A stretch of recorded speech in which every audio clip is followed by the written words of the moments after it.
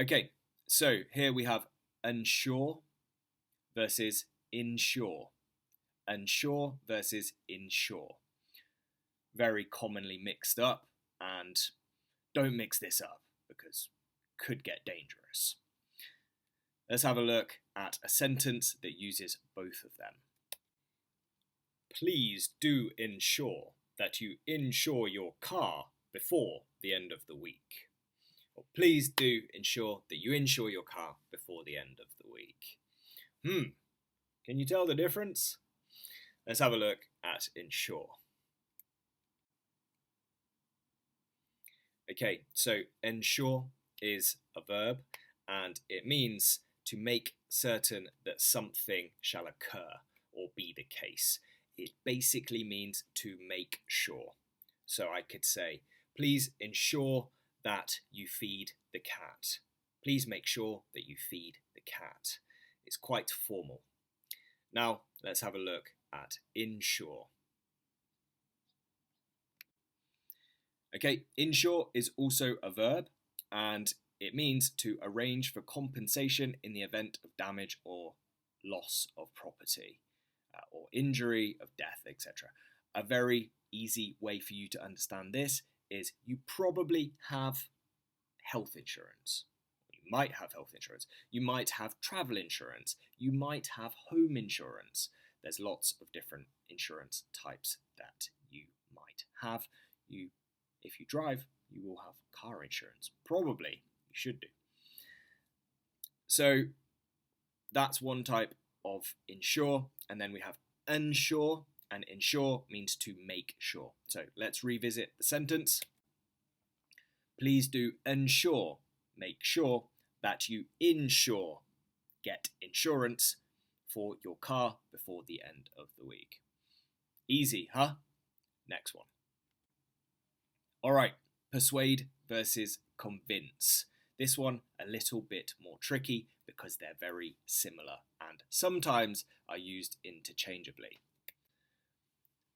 Here's a sentence using both of them. How can we convince you that you will not persuade him? How can we convince you that you won't persuade him? All right. Persuade. So persuade is a verb and it means to cause someone to do something through reasoning or argument.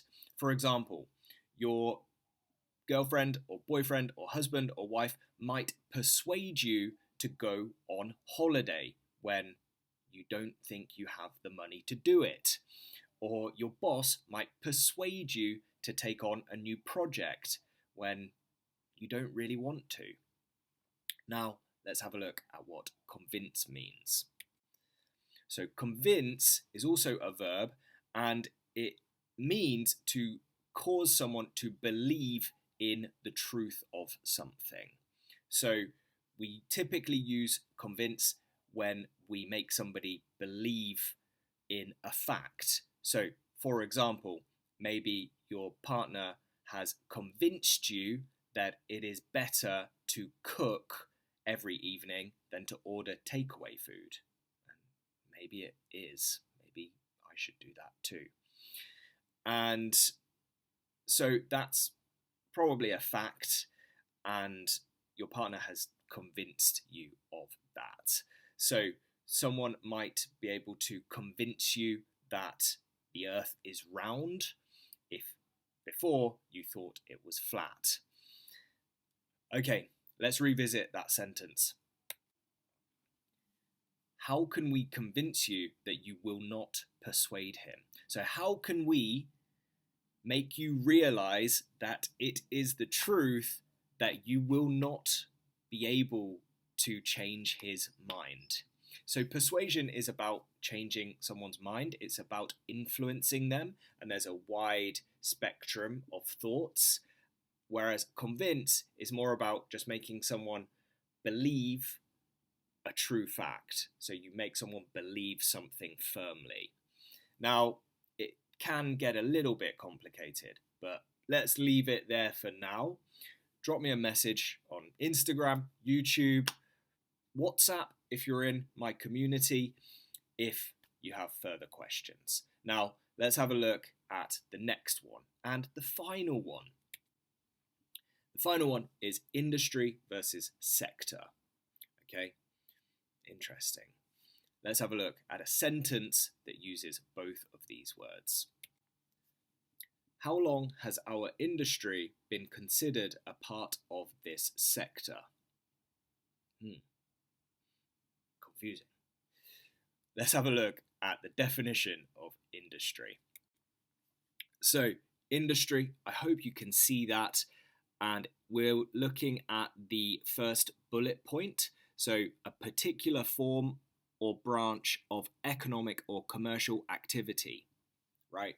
So, it could be the education industry, the education technology industry, the car industry, all right?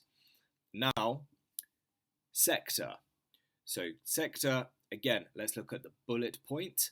You can see a distinct part or branch of a nation's economy or society or of a sphere of activity such as education.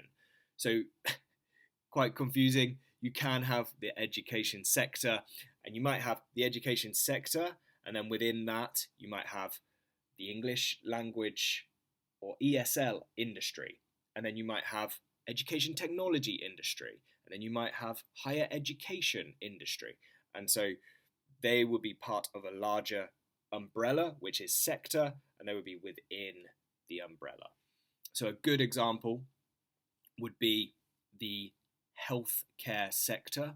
So big up Afnan, my student, for this example. And so the healthcare sector is the larger umbrella, and then within healthcare we would have hospitals, and the medical device industry, the pharmaceutical industry, the physiotherapy industry, etc., etc. They're all within healthcare. All right, is that clear? If it's not, drop me a message. And let's revisit that sentence or question. How long has our industry been considered a part of this sector? Well, probably forever, to be honest.